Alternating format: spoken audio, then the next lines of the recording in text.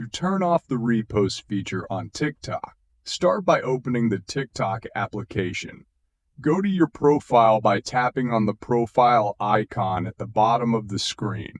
Then, click on the three horizontal lines at the upper right corner to access the menu. From there, navigate to Settings and Privacy and tap on Privacy.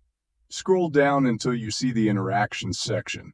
Here, you may find an option labeled Repost, which you can toggle off to disable the feature. However, not all devices have this option available.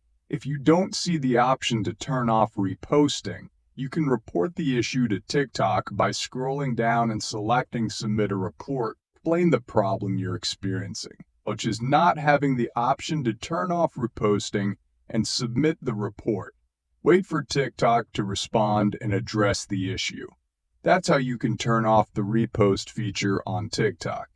If you found this tutorial helpful, please consider liking, sharing, and subscribing to our YouTube channel for more content. Thank you for watching.